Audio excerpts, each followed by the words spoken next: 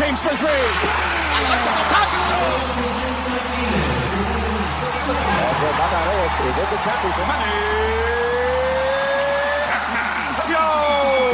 Puso at Lakas, Sports sa Pinas. Kasama sina Coach Jojo at Coach Janet Villa.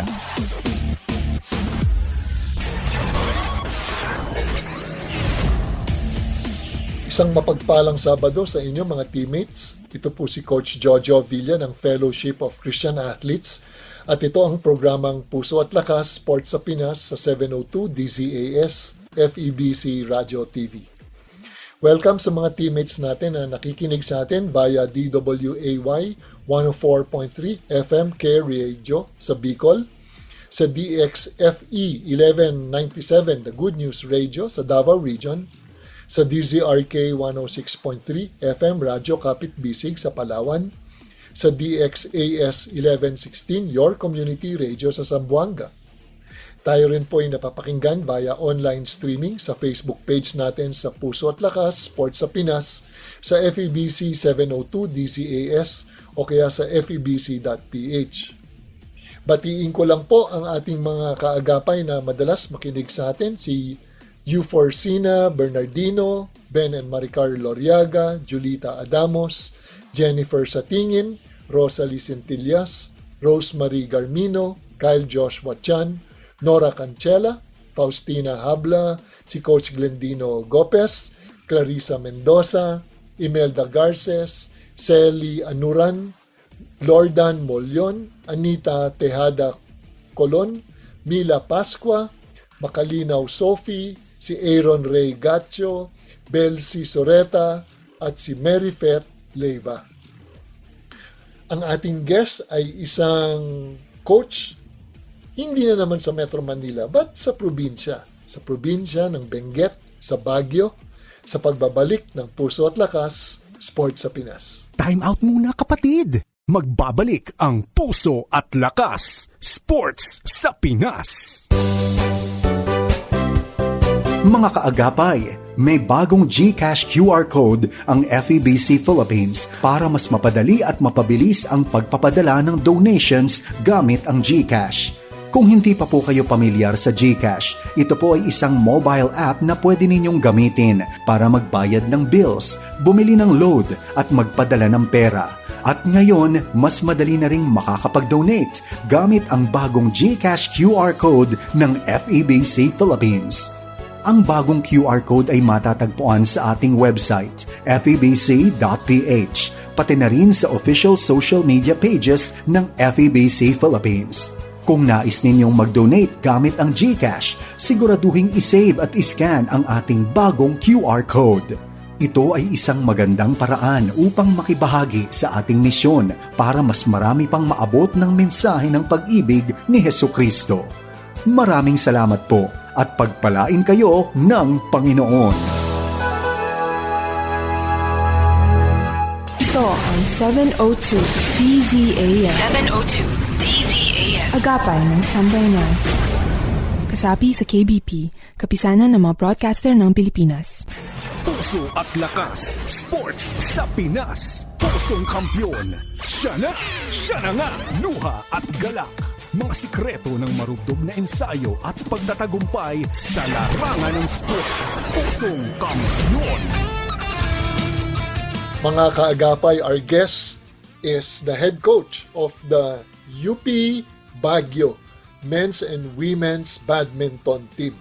Let's all welcome Coach Joshua Laureta. Hi Coach, good evening. Good evening po, Coach Jojo. And thank you for having me here in your radio po. Coach, alam mo, dami kong na-interview na coach and I will dive right away, no? Bakit ka ba nagko-coach? Ano ba ang tingin mo ang purpose mo dito, being the head coach? First of all, Coach, I've been an athlete and I saw yung passion ng mga coaches, sacrifices nila. And I saw how they impact lives, particularly not only in training physically, or the coach also impact us when it comes to perspective of life. And I think that's one thing that catch my attention. That's why naging desire ko rin pong mag-coach to have an impact to the life of these students. Maybe not only in their physical appearance on how they will improve in their sports itself, but also to provide guidance and motivation. And that's always the question that I ask. What's my purpose being a coach? Maybe is one purpose to have being a coach is serving also as a second parent to these athletes. Mm. Alam mo, Coach Joshua, no, it was the late, no, the legend Billy Graham who coined this, no, na sabi niya na a coach can impact more people in a single year than the ordinary person will do in a lifetime. Kasi ang coach, day in, day out, for how many years, no? Kung ang practice niya ay 3 times, 4 times, or 6 times a week, he or she would spend 2 or 3 hours with these players. And yung impact ng coach, no? Binanggit mo nga kanina na dati kang atleta, and kung yung coach mo was binibigyan kanya ng mga words of encouragement, yung words of life, no? Iba yung dating mo. Iba ang dating nun. As compared na yung coach mo ay laging galit, laging sumisigaw, ang pinupunan na lang laging mali, words of death naman.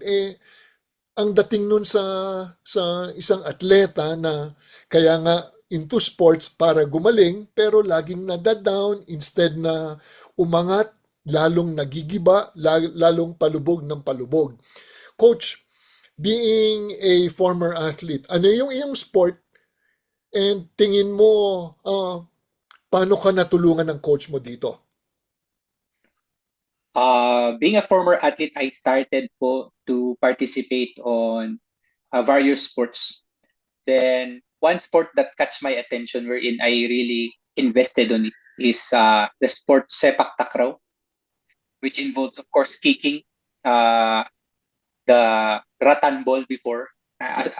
And my coach helped me in these sports wherein he allows us to participate in competition, opportunities to participate not only local but also regional competition, and also allowing us to observe in various schools such as university, which encourages us to also continue our sports, to also help us to study in the future when I'm in my elementary days. So at young age, I'm already exposed that there's a future in sports. You can study or you can finish your schooling when you pursue sports excellently po. Doon niya po ako natulungan.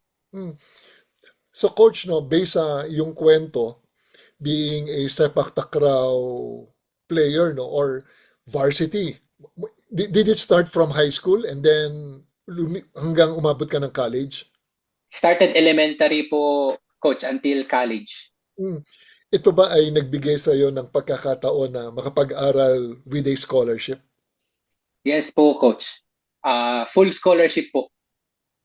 Of course, college level, you be a trainee, freshman, then suddenly if your performance po is makitaan nila ng improvement and yung qualification mo when it comes to your skill, and of course, the academics din po, coach. And after how many SEMs I already have a full scholarship. Alam mo, Coach Joshua, no, may saying na na sports builds character. Naniniwala ako doon to some extent. But mas naniniwala ako na sports reveals character. Kasi yung, di ba, through sports, especially pag competition, may kita mo na yung character ng isang tao. Itong tao ba na ito ay pikon? Pikon na dahil masama ang loob niya ay mananakit na, no? Especially pag basketball, no? Yung mga team sports or contact sports, no?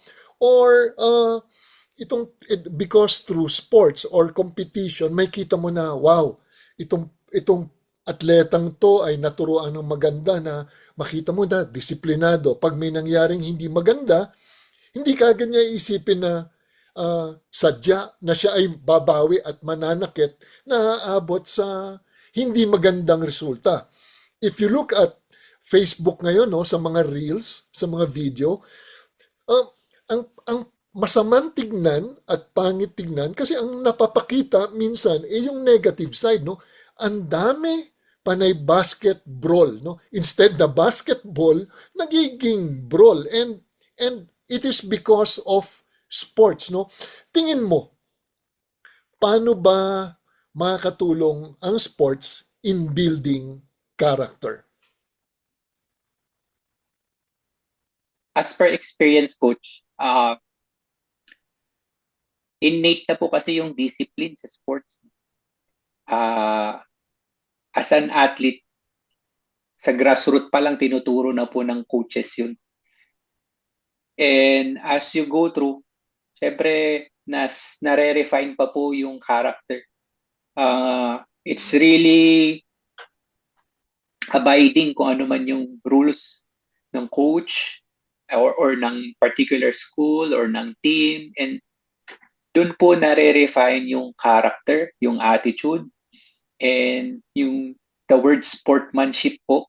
Dun po yung pinaka-importante na dapat din ma-build, which sportsmanship goes hand in hand with humility po eh. Di ba po? And very important po talaga as an athlete is yung humble ka. You admit your mistake.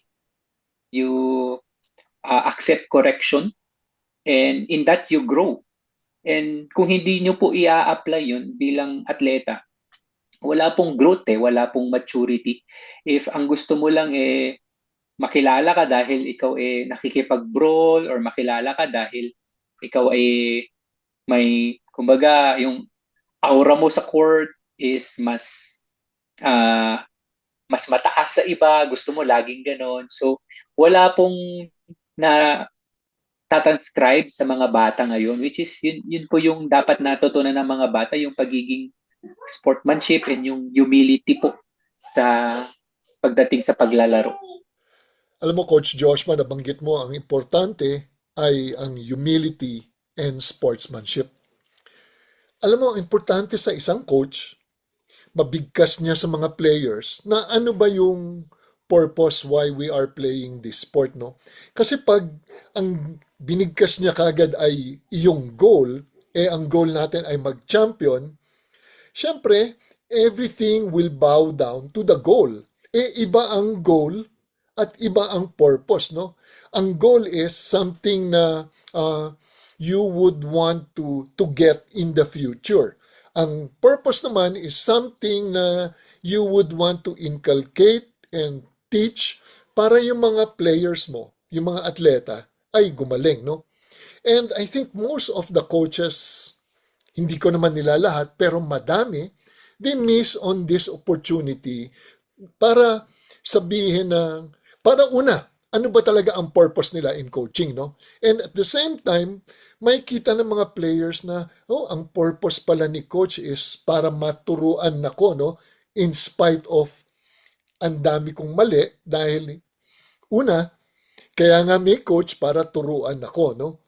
And sabay kaming aangat towards that goal. But the purpose is, dapat maintindihan ng mga players kung ano yung gusto ni coach, dahil ang purpose niya is either gumaling na player, gumaling na estudyante, maging mabait na tao, at the same time to develop his character, dahil ang sports is just a small microcosm of what life is all about, no? Tingin mo ba ano ang purpose mo right now being the head coach of UP Baguio's men's and women's badminton team? Of course, coach, I've been the badminton coach for 1 year na po.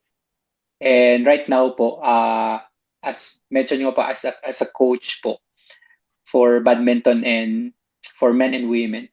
Actually, coach, ngayon po, naging assistant coach po ako when it comes to helping the training and encouraging the athletes natin sa UP when it comes to the badminton. As of now po kasi ang status ko, coach, is the sports coordinator for this second sem.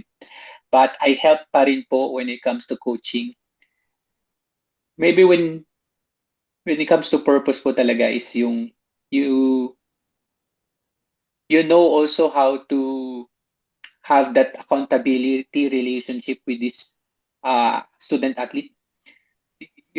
My purpose is as a coach is hindi lang po natatapos sa loob ng court. Kasi po pag tinapos nyo lang po yung purpose nyo doon na to train them physically, mentally, to prepare them, I think nadidefeat po yung purpose of being a coach. And as a coach po, I usually talk to my athlete personally, individually, ask them how they are. And doon na po pumapasok yung purpose in building a lifelong relationship with this student athlete, where you bring life, you bring encouragement to them. Maybe there are some advices, there are some also mistakes or wrong suggestions, but along the way, I am learning to navigate those or improve on those areas. And maybe the choice of words and actions, maybe it's not pleasing to them. I'm also a coach that finding yung purpose po talaga, yung until God will allow me to refine it or God will allow me to know it. And doon po ako nililid ng Lord when it comes to purpose of coaching, not only inside the court, but of course, it also happens outside the court. Alam mo, Coach Josman, you're not only coaching the physical side, di ba, which is teaching the skills, or yung mental side, which is the use of the mind or psychology, but also coaching the heart. Binanggit mo na having lifelong relationships, di ba? Seeing the welfare of your athletes, may kita mo na sino ba talaga sila being a student athlete, no? And lahat yan may pinagdadaanan. Hindi naman lahat ng estudyante ay may kakayanan in the sense na lahat ng gusto niya kaya niyang bilhin. Kaya nga mga scholar yan no. Una, they would want to study at a university na konti lang yung expenses, minimal. When we say expenses, malamang board and lodging and food, no? Dahil I think sa UP, libre na ang tuition. And they are blessed to study there. And they are also blessed to have you as a coach. Kasi, alam mo, ang mga magulang ngayon, because of yung mga magulang ngayon, they have to work so that they could send their kids to school, no? So when they work 8 to 5, sometimes makakauwi 6 p.m., di ba? 8 hours ang trabaho. Tapos pagod na yan sa trabaho, no? And ang responsibility nasa kanila to be the parents, no? But karamihan ng responsibility na yan or yung load or yung weight na pupunta sa coach. And being a coach and sports coordinator, napunta sa'yo dahil you spend 2 hours, 3 hours a day, or if i-add mo lahat yan, maybe you spend 10 hours no, with these kids a week. So coach, binanggit mo na lifelong relationships and you're learning. Learning kasi wala namang formula, no? Wala nga libro. May libro to tell us and guide us how to become the best parents we could possibly be. But wala siyang hindi siya one size fits all, no? And coach, ano ba ang mga heartaches ng mga players ngayon? On today's generation, coach, particularly in UP Baguio, you can still see yung, of course, makikita mo pa rin yung status ng life nila. Of course, when sa UP, meron talaga yung sobrang poor ba, yung below average. And somehow, tapos din when it comes to allowance, nagtitipid ng mga estudyante natin, or student athlete natin, pero they're willing to compete for the school and for the pride of the school. In addition, yung load ng stress and baga that would lead to depression na po eh. Yun po yung mga pinagdadaanan ng mga bata. They are good. Mataas po ang IQ nila. But when stress and depression strike po talaga, nahirapan po silang mag-cope or yung pagiging resilient, coach, kumbaga, nahirapan po sila sa area na yun. And as a coach, dun po dapat papasok yung intervention po natin na to listen to them. We should know how to listen to them because in this generation, sometimes they don't want you to talk and talk and talk eh. Ang gusto lang po nila is yung mapapakinggan po sila. Yun po yung for today's generation po talaga, the Gen Z, kumbaga, is they want to voice out and of course, as a coach, talagang makikinig ka. And you will need to ask also ask questions, ask deeper questions wherein dun po talaga ma-release yung kanilang mga pinagdadaanan. Alam mo, Coach Joshua, no, itong generation ngayon, I think malaking effect ng pandemic kasi karamihan diyan inabot nila high school, tinamaan sila diyan, no? High school or in college or freshman pa lang sila, no?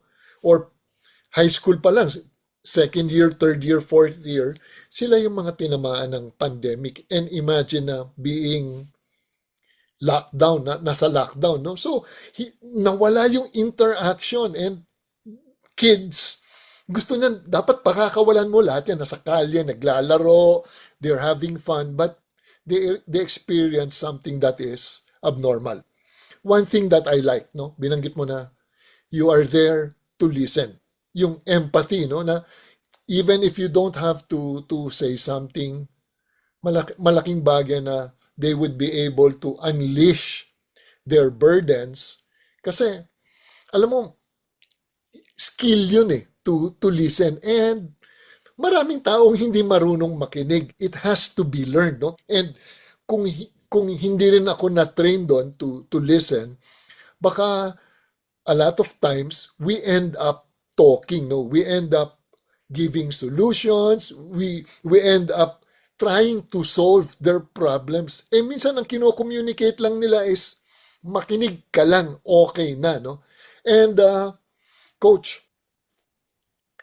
being an athlete before, no?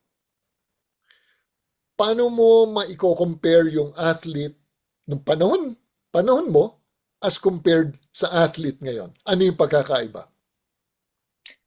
Ako po, sobrang layo po, coach, no? Pero of course, unahin po na natin sa physical. Of course, ngayon mas yung innovation when it comes to training, yung mga equipment, lalo na po sa building or tuning the muscle, building the cardiovascular endurance of athletes. Mas marami na pong equipment na available, mas marami na pong yung advance, yung training na po na nabibigay when it compares po before talagang minimal lang pero effective naman po, diba, yung mga physical training na pinapagawa ng mga coaches na. Siguro po when it comes to coping mechanism, when it comes to discipline and respect, before po talaga being an athlete, you will just work hard para masustain mo yung scholarship mo. You will work hard, you will work hard on your academics para makapaglaro ka sa isang competition, and ayaw mong mawala yun eh. So you need to really obey by the law or rules, by the coach, by the team, or by the university. And because you're representing the university, you're representing the school, and yung malaki yung binibitbit mong pangalan. And in every aspect, kailangan mo talagang i-showcase yung respect to your maybe teammates, to your captain, to your coach, assistant coach, athletic director, man yan, sa mga ibang coaching staff. And ngayon po, I know that the generation are really wants to voice out. May mga gusto silang patunayan, di ba po? Yung kumbaga, ito kami, parang gano'n, meron silang gustong i-prove na magaling sila, ganito. And of course, sa game po, makikita nyo po talaga yung discipline athletes. Makikita nyo po nung, of course, sa experience nyo rin po, nung panahon ko talagang sportsmanship and respect is very important. Of course, nandyan po yung competitive level. Kailangan mo rin talagang yung confidence, dapat lalabas din para, kumbaga, pero not to the extent na makikipag-away, not to the extent na mandadaya, mga ganon. And our generation before is yung talaga aminin mo kung mistake mo eh. 'Di ba? Pag ngayon, pag may mali, parang makikipag-away pa sa referee, 'di ba? Pag or sa umpire pag mali. Pero I hope na yung gap na yon, no? Yung gap na yon is somehow the coaches right now would be able to bridge the gap on that. Na I know there is a missing link po talaga. Kailangan din po talaga nating i-integrate din yung word ni Lord. Kailangan din po talaga nating maging prayerfully that our athletes character will improve or mature, and of course the team would soon be rooted in the Word of God. And yun po yung talagang kailangan po ng isang team. And I've been watching a lot of sport movies wherein the Word of God is being the center of the team. And I believe it helps athletes to build character. It helps athletes to have a life talaga, not only sa paglalaro but outside playing. Alam mo, Coach Joshua, no? Binanggit mo nung panahon dati, ako naglaro ko during the 80s. Ang tagal na, no? That was 45 years ago, naglaro ko ng UAAP, no, sa high school. Tapos, yung coach dati, pag sinabi ni coach, ito yung gagawin natin, no questions asked. Gagawin yan, susundan ka agad, di ba?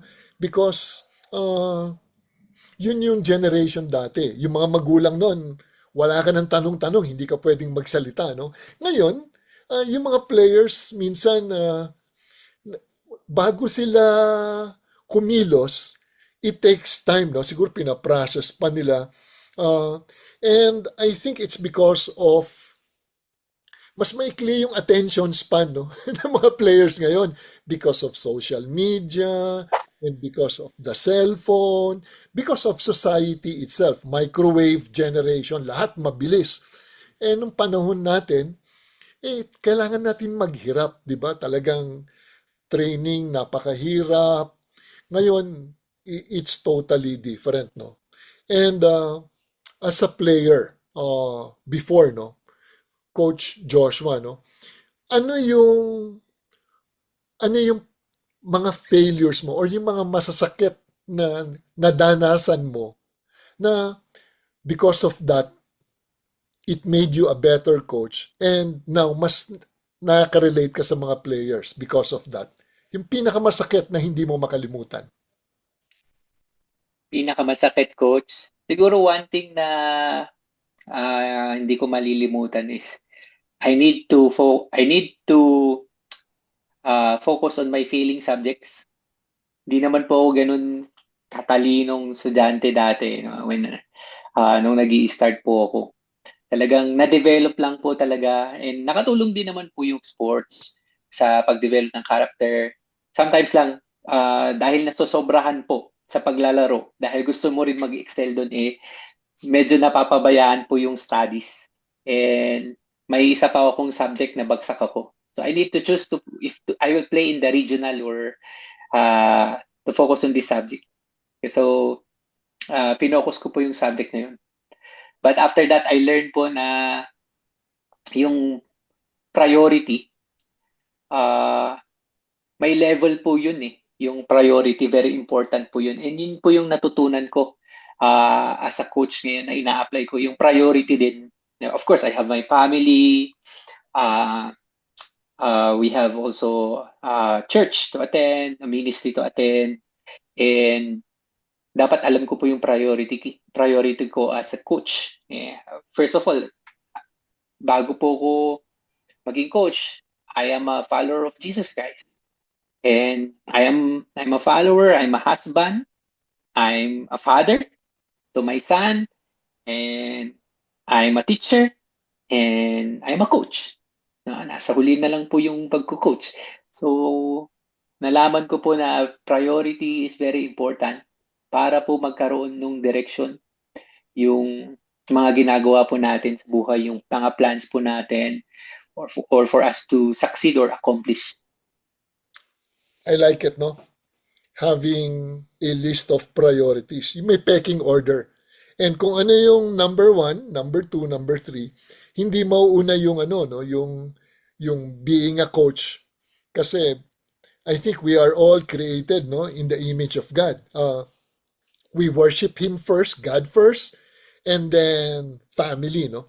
And Coach Joshua, no, binanggit mo na yung struggle mo noon was kailangan mo mag-aral, una, para pumasa, and you had to forgo itong playing sa regionals, no? Ano naman yung... And because of that, no, alam mo yung priority mo. Kasi kung bagsak ka naman, baka ma-kick out ka, hindi ka makatapos. You won't be able to get your education. That was your priority then. Being a student-athlete, nauna yung word na student bago atleta, no? And ano naman yung joys mo, no? Yung brings, yung mga nangyari that brings a smile to you, no? If you go back in the past. Yung maganda na hindi mo makalimutan. Actually po, nung time na yun, going back to the story, talaga pong, after that, I understand ko ano yung dapat i-priority. So, nagtuloy-tuloy po, coach, na maintain ko po yung grades ko, yung sa ACADS ko, and nakapaglaro po ako ng regional. And until pagdating po sa college, kumbaga nag-excel po ako sa academics. From parang average student na just passing the requirements, doing it. But doon ko po natutunan na to go an extra mile in my academics. And magpa-follow na lang po yung paglalaro ng sports. Yung wala ka pong iniisip na academic or isasubmit habang nagtitraining ka. Hindi ka rin po kasi makakapag-focus mag-training kung may mga tumatakbo sa isipan. So, ang joy ko po is, kumbaga, nag-level up po yung aking perspective when it comes to pag-aaral. And as nagkaroon po ako ng great opportunity pa po na ma-express yung sarili ko in the classroom, mas naging outstanding student din po ako. Sa class po namin dati nung high school, when I graduated, ay pumasok pa po ako sa top 10. So, somehow, na-carry ko po siya hanggang pagdating ng college na you need to really study hard. And hindi ka naman panghabang buhay maglalaro And ito po yung joy na na-experience ko na po ngayon na I'm a teacher, di ba? And kumbaga natuturuan ko po itong mga students na to, and not only the subject itself, but also yung perspective in life. Ang perspective mo in life, no, is being a student athlete, prioritize mo ang studies kasi ito yung magbibigay ng magandang landas, no? Kasi pag graduate mo, ang tinatanong naman madalas is, graduate ka ba, no? When you're applying for a job, no? Anong kurso mo? Sang eskwelahan ka galing? Tapos, bonus pa pag nalaman nila na, uy, si Coach Joshua ay isang varsity player. Paano na napagsabay yun? And you learn from your mistakes, no? Or you learn from trials in life, no? Mahirap talaga maging atleta kasi 2 hours, nasa court ka, pwede ka namang mag-aaral, no? And you used itong the bad, you take away the bad, and then used it for you to become good. Hindi lang good better, and then the best person that you can be, di ba? Ginamit mo siya as a motivation. Others, baka gamitin na, hindi talaga, bagsak na ako, hindi ako magaling. But alam mo yung sarili mo na no, I can do better than this, and you excelled in this, and then you can share this sa iyong mga estudyante na kung nagawa ko, kaya niyo yan. Di ba? And binanggit mo may priority. Doon sa priority mo, sa pecking order, ang number 1 is, binanggit mo ay ang Panginoon. Bakit siya ang number 1 sa'yo? First of all, Coach, being an athlete before, wala naman, may idea lang po ako ng Panginoon or knowledge lang ba. I know Him, He died on the cross, He loved us so much, pero wala pong relationship. And through my life as an athlete, it's really dark. Been into vices also, bad company, and marami pong failures. But when I'm going back to that past, when I became a Christian, a follower of Jesus Christ, nung binabalikan ko po yun, I believe that is the grace of God. That's why He still sustained me to finish my studies despite of not knowing Him, not having that personal, loving relationship with Him, not knowing Him as my ultimate Father, and not knowing Him as my personal Lord and Savior. So, yun yung grace na binigay sa akin ni Lord. And dun ko po na-realize nung tinanggap ko po si Lord Jesus as my Lord and Savior. Dun ko po na-realize na He has a bigger plan for me. And that's why, as a coach, I prioritize Him. Because sabi nga po sa John 15 is, apart from Him, we can do nothing. So, wala po tayong kwenta if we don't have a personal relationship with Him. Everything that we say, everything that we do, we should always honor Him. So, ang personal life po natin is not our own will. It should be the will of God. It's not our own ways.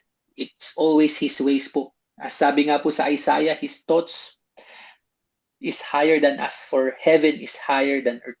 And I believe po na His guidance and wisdom will allow me to perform well as a coach. Maybe as a human itself, our sinful nature, we have bad actions, we have mistakes, di ba? Pero we learn from it. Di ba? We are not perfect, but we are still under progress until the day of Christ comes. That He will bring completion po sa akin. And yun po, Coach. Amen and amen sa binanggit mo, no?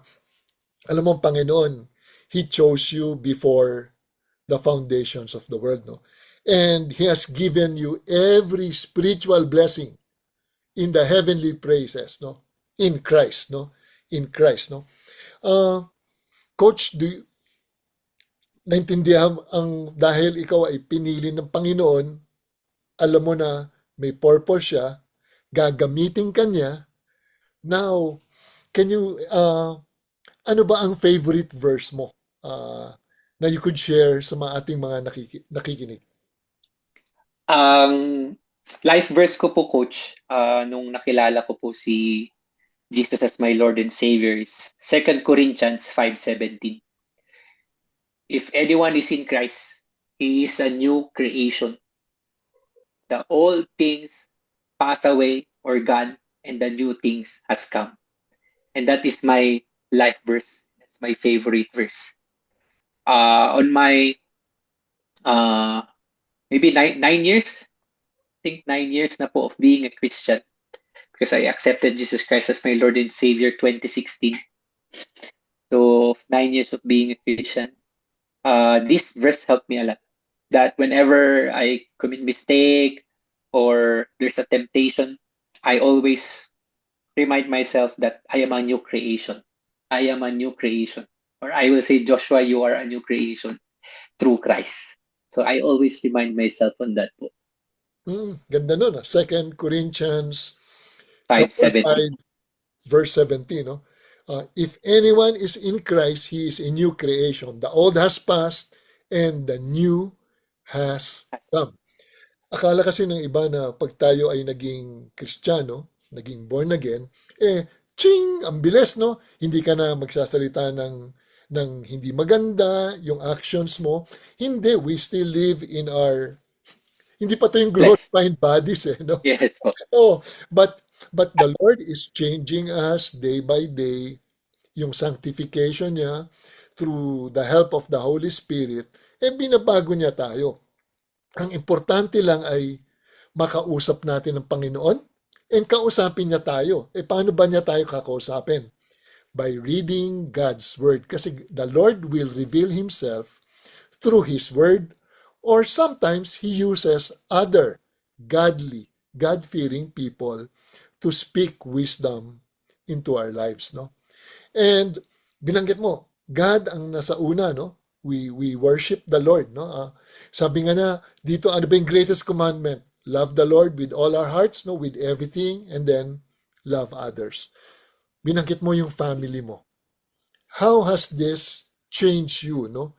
Being a follower of Christ in terms of making your family your second priority?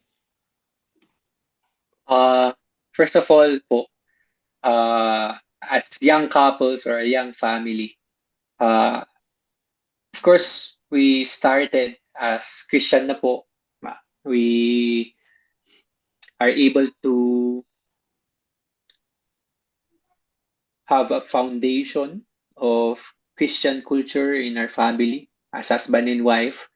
And my priority, which is God, helps me a lot to handle my family, becoming the head or the leader in the family. That helps me also to love my family, knowing that the love that I express to them is not only from me, but it's from God. Kasi po, pag sa akin lang, it's yung love na yun, nauubos eh. Di ba? But the unconditional love that I am receiving from Christ is the same unconditional love that I am extending to my family. We are not a perfect family, but we are a family who follows Christ, who follows His Word, who loves His Word. And that's why we are a family who prays, a family who read His Word, and a family who worship God. And our family allows me to my family is my support when it comes to challenges, struggles. They are the one who prays for me. They are the one who supports me. They are the one who always encourage me, particularly my wife and my son. Even though he's 3 years old, he expressed already words of affirmation. And I praise God on how we are also in allowing him also to be part of this family of Christians in our community, wherein we expose him also in the church, in the kids' church, that he is enjoying so far this community. And he also look forward in attending church like that, meets his classmates in the kids' church. So somehow, this Christian life, or what we call being Christian family, is a way also for others to see that we are a light and salt to others. Amen. Amen. And again, no? Binanggit mo na the Lord is our number one priority, then our family being the best husband that you could possibly be in Christ, no? Then the best father to your son. And then third, being the best coach, no?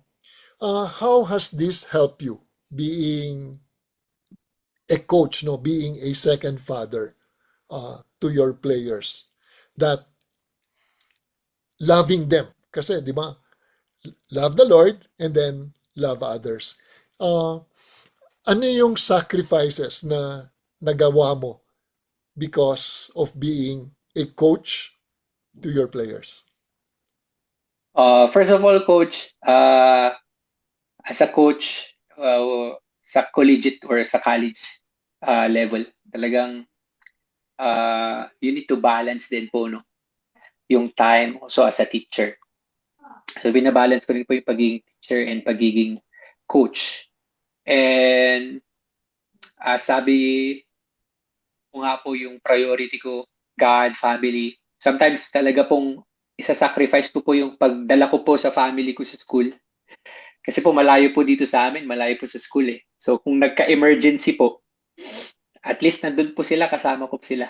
And sometimes uuwi kami ng gabi, kasama ko yung family ko.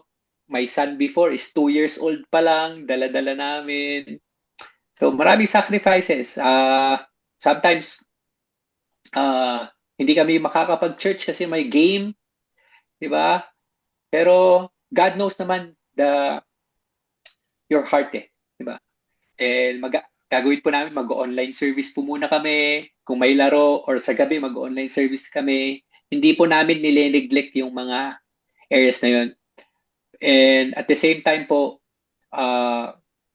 nare-remind din po ako ng wife ko when it comes to my coaching styles. She is always there to remind me na wag mainit ng ulo, o yung words mo, yung actions mo, ano, diba? So, of course, pag college po talaga, kailangan mo rin ng, kumbaga, matuto din eh, diba? Na when it comes to makinig, syempre, college din eh. Kumbaga, alam na nila. Kumbaga, yung may ganun silang thoughts po ba na, alam ko na yan, ganun. So, syempre as a coach, meron kang frustrations, pero always putting God pa rin. At the end of the day, ask forgiveness to the Lord. Diba? You humble yourself, you admit that you've done wrong, pero yun yung mga sacrifices po talaga. Something na you could have, sabi mo, no, you ask forgiveness, baka may nasabi kang, hindi naman siya kasalanan, but you ask forgiveness dahil, Lord, I could have done better, no, in this aspect, no, siguro hindi dapat ako pumutok, siguro dapat na mas naging kalmado ako. By being calm, baka mas pumasok yung instructions ko. But kasama sa coaching journey yun, no? Coach Joshua, 20 years ako nag-coach. I know all my mistakes, all the things na minsan nahihiya ako. No? Ano ba itong mga pinagagagawa ko? But, nilagay tayo ng Panginoon there during that time because kasama sa learning curve yan, no? Kasama sa learning process. Coach, ano bang legacy ang gusto mong iiwan sa mga players mo? Siguro po, my players knows that I'm a religious man. And that's yun lagi ang binabato nila sa akin na religious nga si Coach pero sometimes sumisigaw, gano'n. Of course, as a coach, yung somehow that mas maiwan pa natin yung godly legacy, which si Coach is a follower of Jesus Christ. Of course, nandun tayo, Coach, wala pa po tayo sa peak of coaching. Wala pa po tayo sa peak ng coaching. Sa inyo po, natapos nyo po yun eh, di ba? Dumaan po kayo from pinakamababa hanggang coaching maybe the national team of the Philippines, diba? PBA. So, siguro po, yung godly legacy that they will know that Coach is true to his faith, despite of his words and actions. despite of his imperfections, Coach remained faithful to his God. Siguro yun po yung, kumbaga, maiwan ko, yung I remain faithful to my Lord and Savior. I will not remain faithful to my, of course, I will be faithful to my team. I will be faithful to the school that I am teaching or coaching or to the sports. But whatever happens, even mawala na po ako sa coaching, mawala po ako sa mundo ng sports, that they will know me as someone who is faithful to his Lord and Savior. Mm-mm. Ako, Coach Joshua, no, maganda yon na makita nila yung love of Christ, no, in you and through you, no. I remember this was 2016, no. Chaplain ako, no, ng University of Makati, kami ng wife ko. So, our daughter, si Anna, we adopted her when she was 10 months old, no. Eh, sabi niya, nung player na yon, player sa ng taekwondo, sabi niya, maniniwala ako kay Coach Jojo. So, nakikinig lahat. Sabi niya, alam niyo kung bakit? Kasi, wala siyang wala pa siyang vocabulary, no? Or yung, sabi niya, kasi kung si Coach Jojo, mahal niya yung kanyang anak, alam niya na si Ana adopted eh. Sabi niya, kung mahal niya yung si Ana, na hindi naman anak nila, hindi, ibig sabihin, hindi naman nila, hindi biological, no? Daughter. Yeah. Mahal niya. And nakikita ko na sinasabihan niya yung anak niya, day in, day out, I love you, Ana. Naniniwala ako kay Coach about Jesus. Kasi nakita ko na si Coach mahal niya yung anak niya, eh, hindi naman yun yung biological daughter niya. Kaya pag sinabi niyang about Jesus, that God loves us, naniniwala ako kay Coach Jojo. Kasi he can love somebody na inadopt nila. And that is my prayer for you, that your players would see God's love and eventually be in love with Jesus Christ. Kasi mahal na mahal mo sila. Diba? And ang strength mo is, ang power mo only comes in Christ and with Christ. Binanggit mo kanina sa John 15, no? Yung ito about the vine and the branches. Sabi ni Jesus doon, I am the vine, you are the branches. Apart from me, you can do nothing. Or you are nothing. I'd like to share this verse, no, sa iyo, Coach Joshua, and sa ating mga nakikinig, no, sa Matthew 7, verses 24 to 27, it's about the wise and foolish builders. Dito sa verse 24, sabi dito ng ating Panginoon, therefore everyone who hears these words of mine and puts them into practice is like a wise man who built his house on the rock. The rain came down and the streams rose and the winds blew and beat against that house, yet it did not fall because it had its foundation on the rock. But everyone who hears these words of mine and does not put them into practice is like a foolish man who built his house on sand. The rain came down, the streams rose, and the winds blew and beat against that house, and it fell with a great crash. Mga kapatid, no, napakinggan natin ang storya ni Coach Joshua. He put his faith in the Lord Jesus Christ, the rock eternal, the God who loves us so much that he sacrificed his life, no? God in fully man and fully God. Dalawa lang yan. We all know that people would hear the gospel. Ang tanong dyan is, would you be like that foolish man na hindi makikinig, or are you going to be that wise man? So dalawa lang yan. Napakinggan yung storya about Jesus Christ, about the love of God, and number 2, the storms came. We will experience trials and tribulations.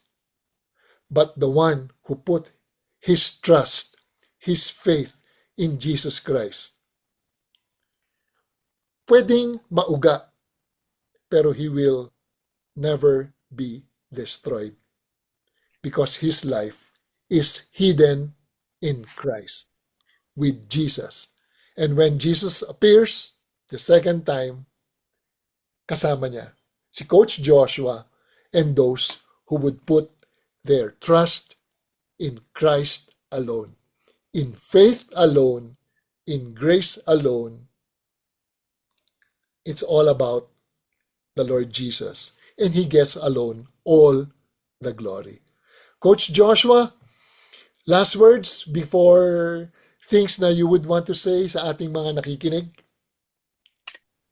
Coach, first of all, thank you so much for this opportunity that you have allowed me to share a little bit of my testimony as a coach and as a person. And my last word is, and my prayer for those who will watch this and hear this, I pray that they will know Jesus Christ, that they will have a life or a loving relationship with our Lord and Savior Jesus Christ, that I believe that having a life with Jesus Christ is a life that is full, abundant. We cannot say na wala nang struggles, wala nang challenges, but that is part of being a Christian. That is part of following Jesus Christ. It's really taking up your cross daily, denying yourself, and following Him. But you know, being a Christian is not boring. Yeah. Being a Christian is you will be part of a joyful community, a very supportive community. And as long as you are in Christ, you know that you have someone that you can trust, that you can lean on when it comes of challenging time. And I know na may mga darating na sa buhay natin na challenges. And you know, Jesus Christ is just waiting for us to just accept His love and His grace. Sabi nga sa Ephesians 2, for it is by grace that we have been saved through faith, and it is a gift from God. You know, our salvation, the result of our salvation is good works.